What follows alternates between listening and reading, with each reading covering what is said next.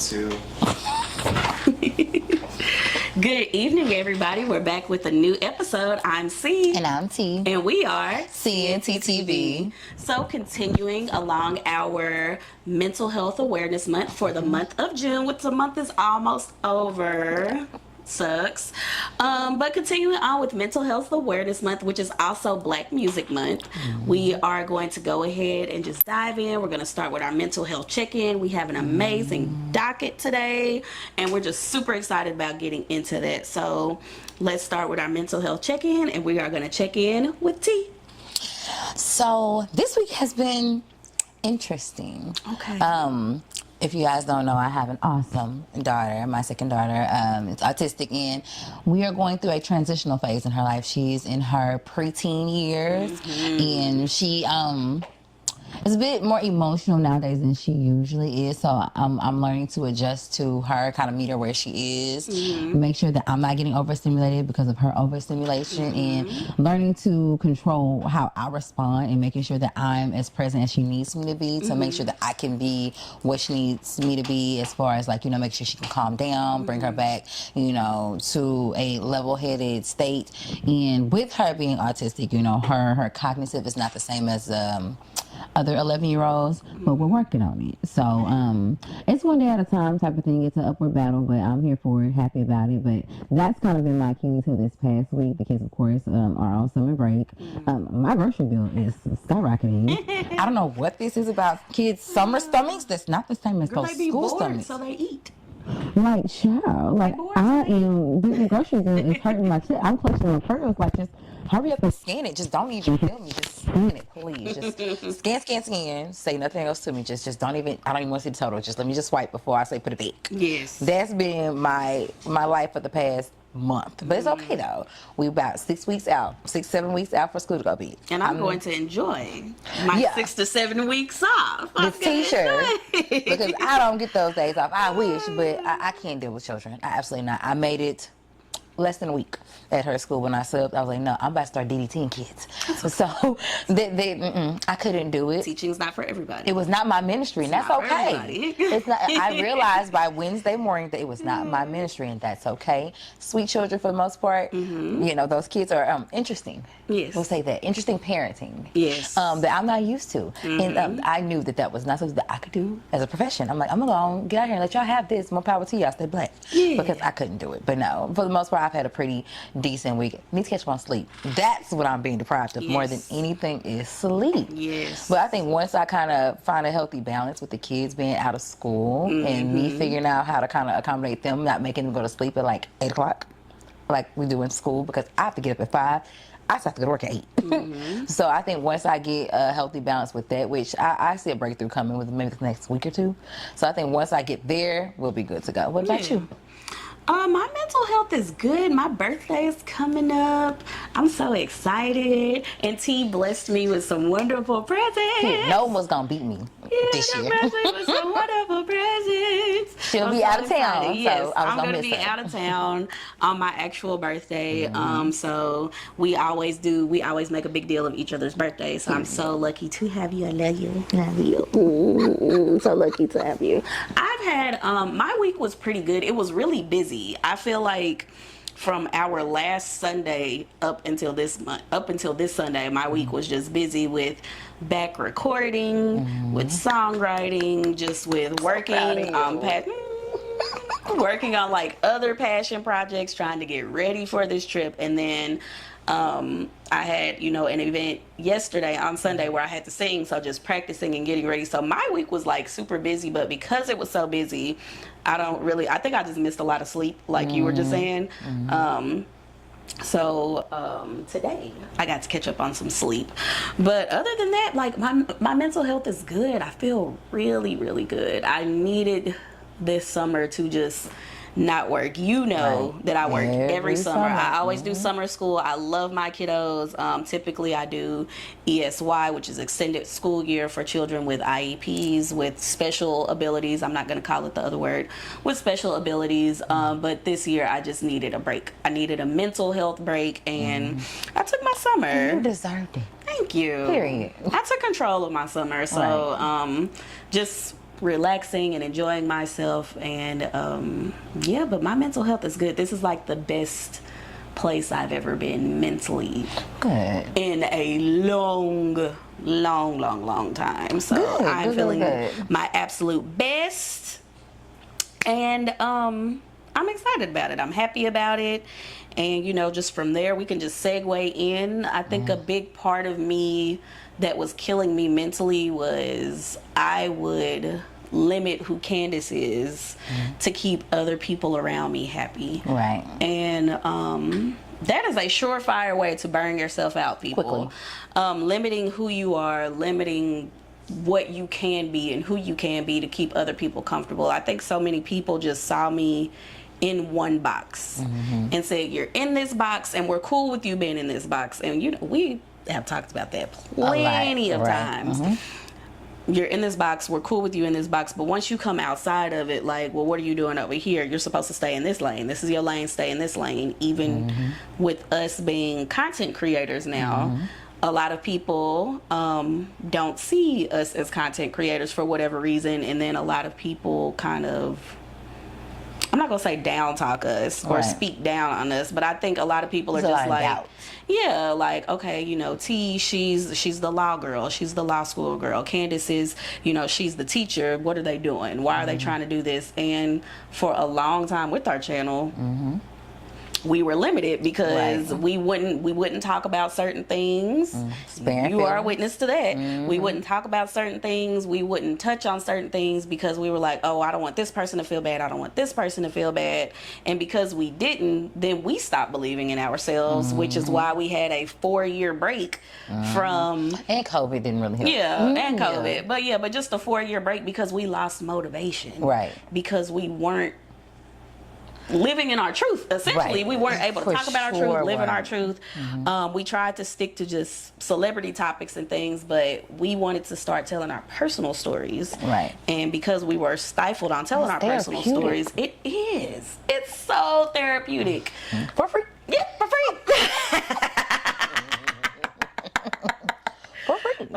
But because we were so limited, because we were so concerned about what other people thought and how they would feel, we just kind of stopped. And I can say, from no disrespect to any of the people that were in my life at that time, but from like 2018 to probably 2023, it was just such an uphill battle because for me personally, I was still trying to make sure everyone around me was happy, everyone around me was comfortable, everyone around me was comfortable with the version of Candace that they had in their mind. So I couldn't even live who I was because I was stifling who I was. And that's the worst thing you can do. If there are kids watching, guys, that's the worst thing you can do, is not be who you are because you want to make other people around you happy.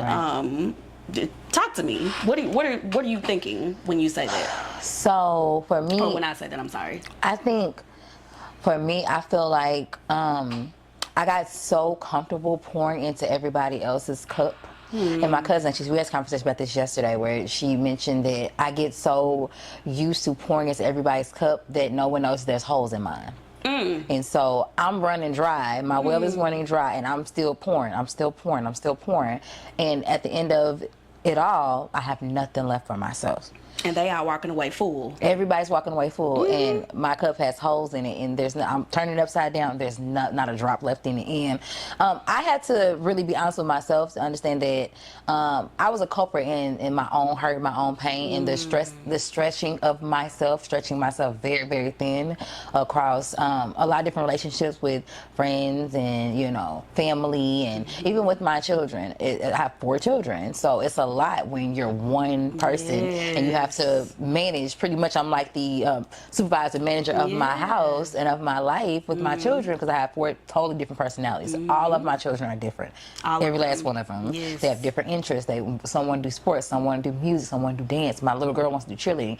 It's a lot. And trying to be the best version of yourself for everyone else will drive you crazy. Like, it will drive you crazy. And because I dedicated so much of my life trying to be everything for everybody, I lost who T. Amber was.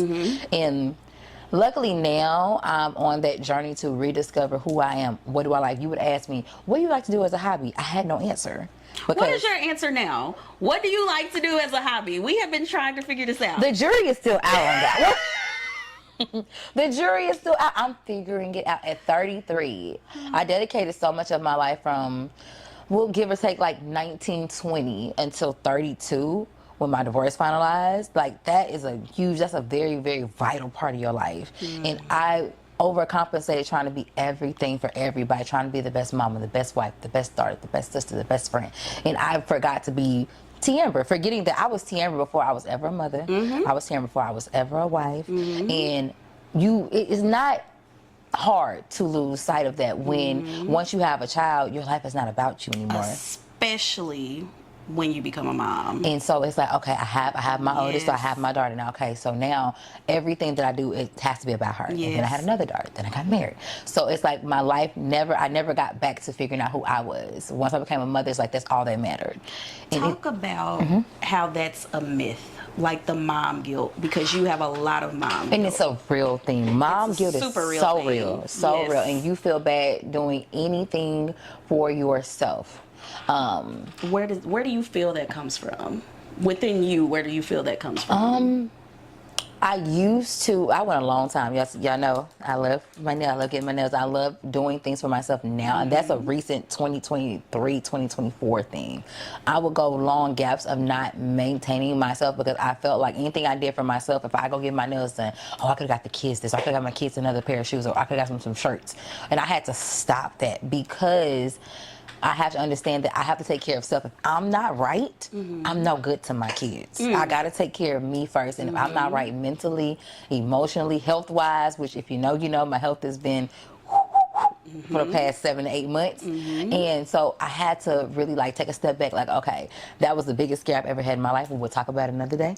But that was a health scare, and it really made me just reevaluate every aspect of my life. Okay, let me take a huge step back. What's contributing to it? Because stress is not my friend.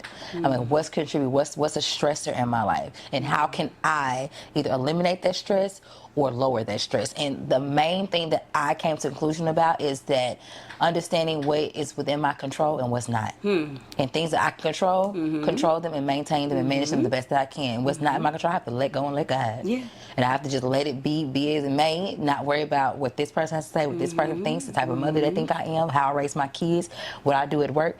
I had to just let that go because who they want me to be is not who I want to be. And the only person I care about loving me is myself.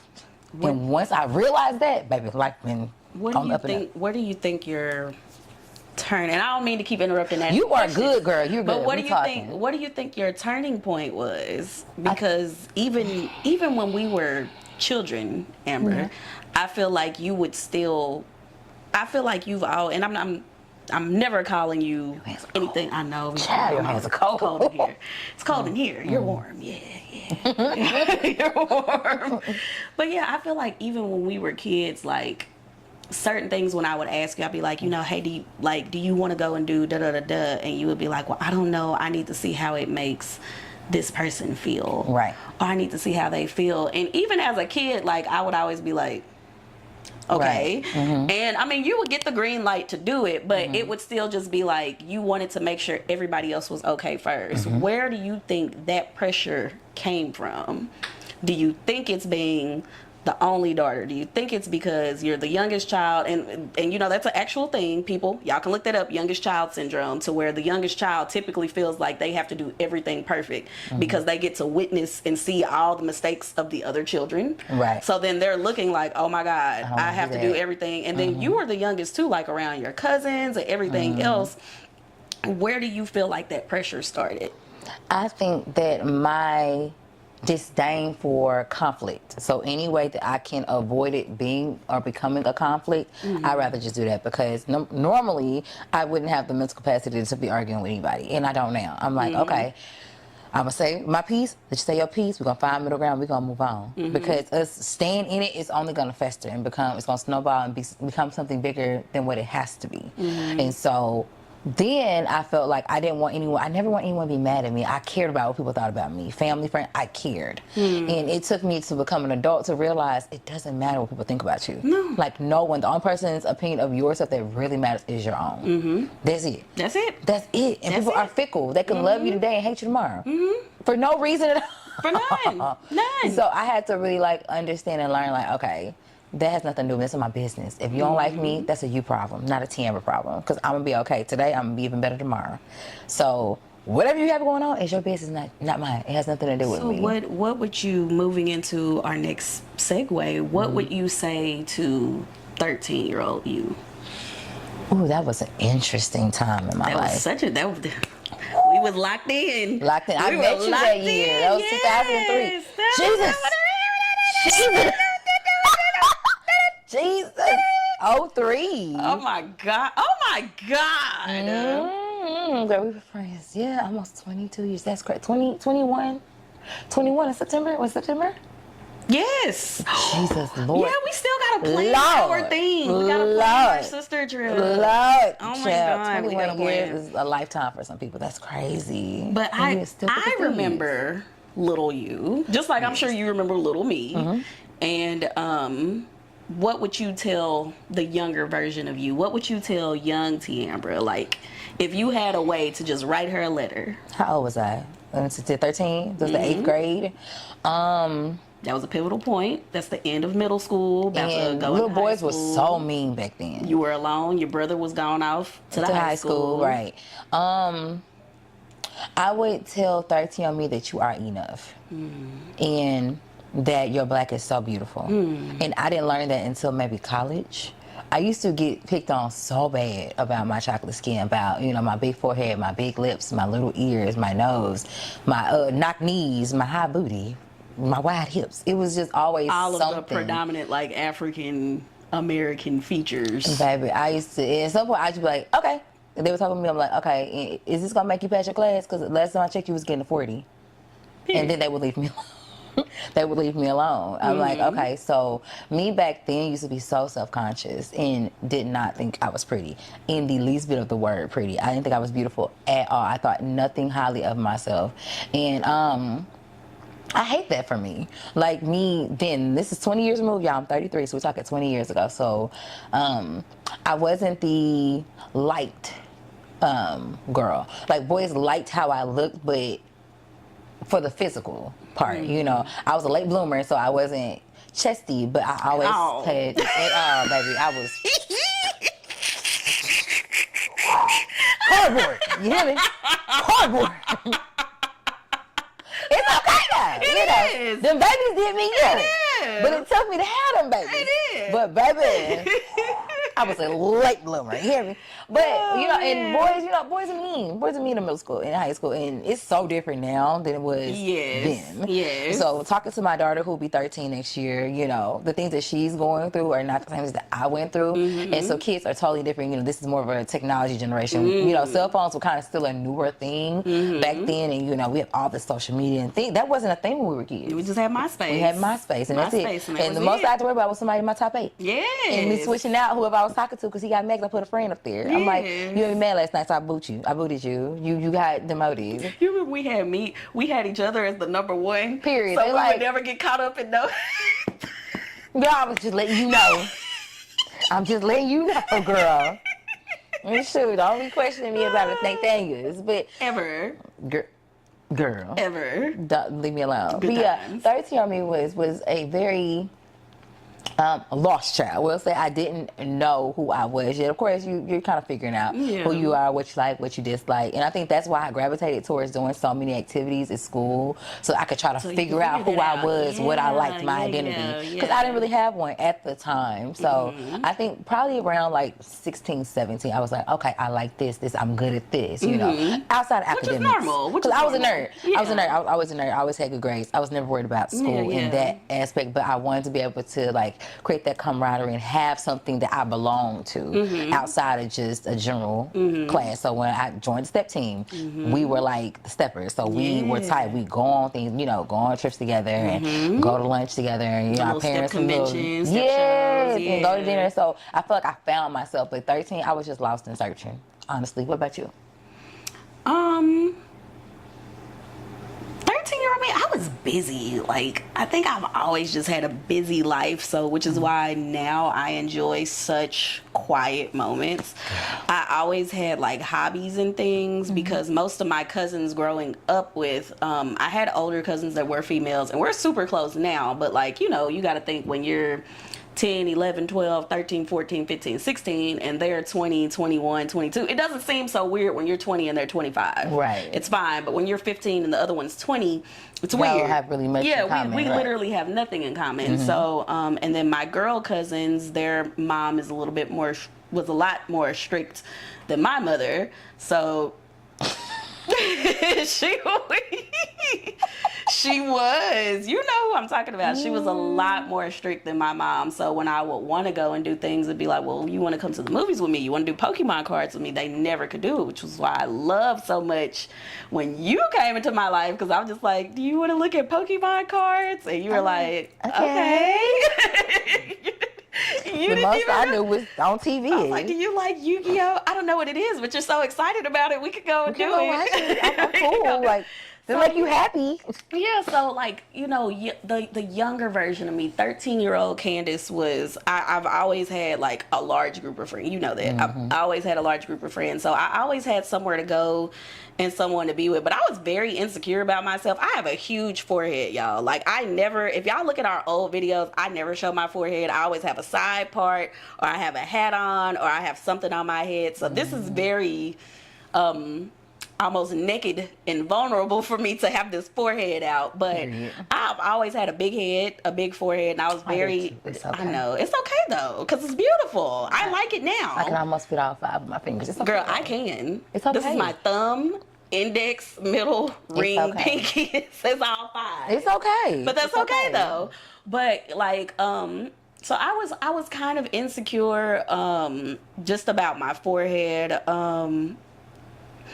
But I think really just, I wanted a place to feel like home. Like, I wanted something that felt like home. My mom was always in school, like always in school. My mom used education as her coping mechanism because she was unhappy about a lot of things. And then my dad was with, you know, Army Corps, so he was gone all the time. And then I had my grandparents who were just so into church culture that really I just wanted something that felt like home. So 13-year-old me, she was happy, but she needed something of her. So just like you, I was in all these clubs, I was in all this stuff. I just kept myself so busy that I think I was just so overstimulated doing so much that I never just had time to just sit and enjoy peace and enjoy, which is why now I'm just like, this is the best I've ever felt because I have peace. Like, I'm enjoying the quiet time. I'm enjoying my centered time.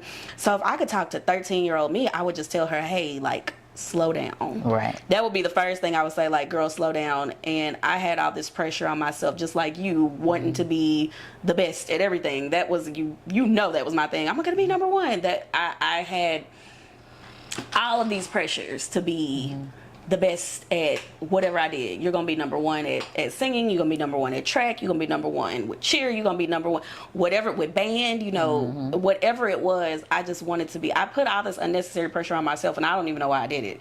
Right. I can't even tell you why I did it. I don't know. I don't know if it's because my mom was always in school. My dad was always gone. Maybe a part of me thinking about it, talking about it out loud, I'm sure a part of me felt like, if I'm the absolute best at everything that I'm doing, then this will make my parents slow down too. And I'm sure that talking about it out loud, I'm sure that's where it came from. As I navigated into high school, it was different. You know, I had a little boyfriend, had my friends, and had you, and, you know, different things like that. But I would just tell 13-year-old me, like, girl, slow down. It's not a race. We both would talk about that. Oh, girl, when we're grown, we gonna do this, and this, that. We wanted to be adults so bad, girl, and it's ghetto here. So ghetto. It's so ghetto here. But 0 out of 10. 0. Negative 10 stars. Yes, do not recommend. But we wanted that so bad because we thought that being adults would come with all this freedom and all this other stuff, the which glitz it and does, glamour. but it Yeah. comes with so much Responsibility. transitioning Yeah. from a child to adult is crazy. Super duper crazy. And at 17, 18, you're still a child. You're still a child. You're a kid. At 20, I still feel like you're a kid. You still don't know anything. No, you're still figuring out the world. Yeah, so like for me, I just really think at those pivotal ages, I would just tell younger Candace, like, slow down, enjoy the small things. Like, when I look at our zoom in, zoom out pictures, they just make me so happy, because I just remember just walking around the mall carefree with what, 20, 25 bucks in our pocket, taking all these pictures. Thought we was balling. We thought we were, girl. Getting snacks, getting candy. Going to the food court. Yes, and then going to Wet Seal or 579 and getting a little T-shirt and feeling like we were just doing the With thing. our one bag and one With shirt. our one bag, it felt like we was doing the thing. But I would literally just tell younger me, like, hey, enjoy these moments, because that time goes by so fast. So fast. It's so fleeting. And, you know, my health was rocky in high school. You know that. Everyone that knows me knows that my health was rocky. So I would really tell younger me, like, it gets better, because that was a depressing situation. So I would have to tell myself it gets better, and to just seriously not take myself so seriously. Like, that's honestly what I would tell myself. And speaking of not taking things so seriously, or people not taking things so seriously, we got to talk about Kendrick. We got to segue. We got to segue. We have to. Got to talk about Kendrick. If you were able to see the Juneteenth, Kendrick did. This was so strategic in my opinion. It's during Black Music Month. It's on a streaming service. It was live streamed on Amazon, but you could also watch it on YouTube after. And the combination of bringing Black known LA gangs, the Bloods, the Crips, the Latin Kings, bringing them together, being the second Black male in history to bring them together for entertainment purposes behind Michael Jackson, all during Black Music Month, to dismantle the Drizzy. I don't care what anyone says, to dismantle the Drizzy. Maybe it was a show. It was a show. Okay, you tell me your thoughts, and then we gotta go. And then I'm gonna tell you mine. You tell me how you feel. So I didn't watch it live. I really only watched it for the Kendrick part. I know he had a lot of other people that came on. I saw from the beginning. Many West Coast artists. Yeah, so I started from Euphoria. And it's the whole crowd saying, what is it, the braids? Like a choir. What is it, the braids? And it was so beautiful. I really enjoyed it. I thought it brought everybody together. I thought it was gorgeous. The main thing everybody kept talking about was, oh, he did not like us like 5 or 6 times. He's trying to, bring everybody against Drake. It's not a Drake hate train. I mean, it's a rap beef. So that's you want to annihilate your opponent. Like, what are we talking about? Like, so they both hit below the belt, but it's like, if you want to go low, we can go to hell. Yeah. And it is what it is. And however that goes is however it goes. But if you want to go there, we can go there and we can pop it. You know what I'm saying? So I just feel like, I already said this publicly. I feel like Kendrick won, and it wasn't even close to me. Yes. To me it wasn't close. But if people were saying like how he did not like us a whole bunch of times, my thought was, I thought he was probably recording a video, and for the video. We will see. We will see.